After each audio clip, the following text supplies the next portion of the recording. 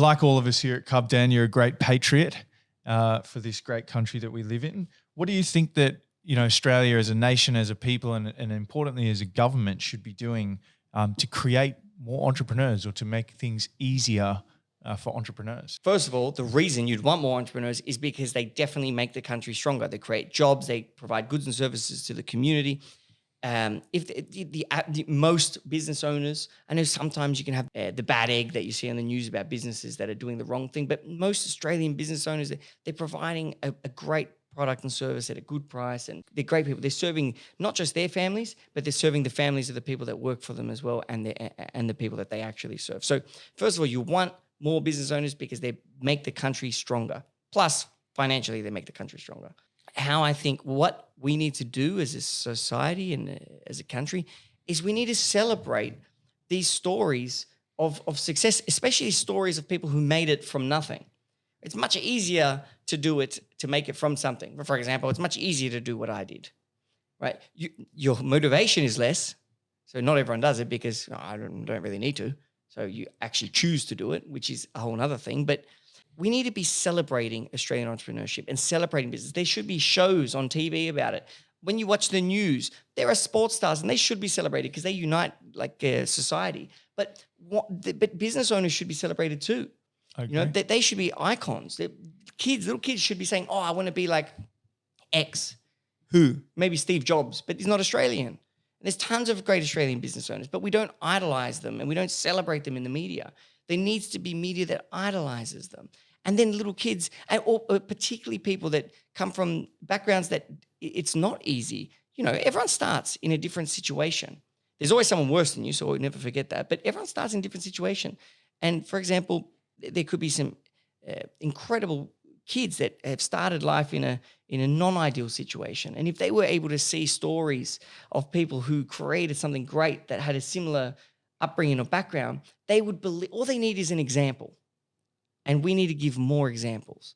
And that will create more belief because people, they need to believe that they can do that. And if they see people similar to them achieve great things through business, they're going to start that process and start believing. And that's what I think this country needs to do. It's all about celebrating entrepreneurs. Let's get one thing straight with CUB. Our full-time job is making friends between accomplished entrepreneurs. That is what we do for a living. We make friends. We build relationships. What's more beautiful than that?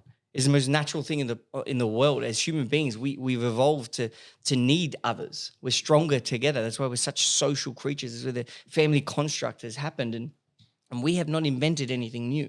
CUB is a community like any other community. Business owners have their family, they've got their friends, and now they've got CUB, their business family. It's a community for them, a group of people who can support them, who get them. A lot of the members, you've got to remember, they don't want to, business owners in general, sorry, not just the members, but they don't want to stress their family out with things with work because work's stressful.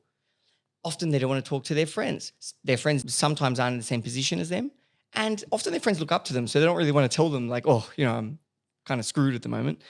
And so they've always searched for a group of people, for a community that helps them with business. And that's what we've built. We've built this business family. And I mean, the oldest tactic of all time of securing success is to have the right network. It's to know the right people. And there's just never been a way for Australian business owners to do that. And now there is, and that's CUB, and that's what we do. But that works for anything. It doesn't even have to be business owners. If you want to be the best biologist in the world, you go to the best biology university with all the other best biologists, or the best company of biology and with all the others, and you surround yourself with them and you become better.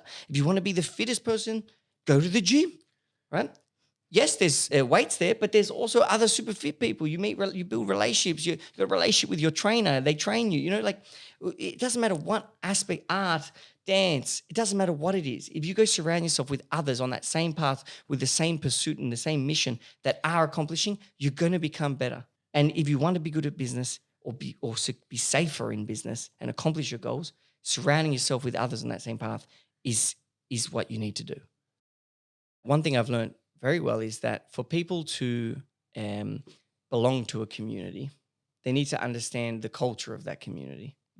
Mm-hmm. A culture exists because we feel comfortable together. A culture is basically like, how are you supposed to act? So how am I supposed to act in order to fit into this community? You know, you act differently. Think about your friends. You act different with your friends as you do with your kids and family.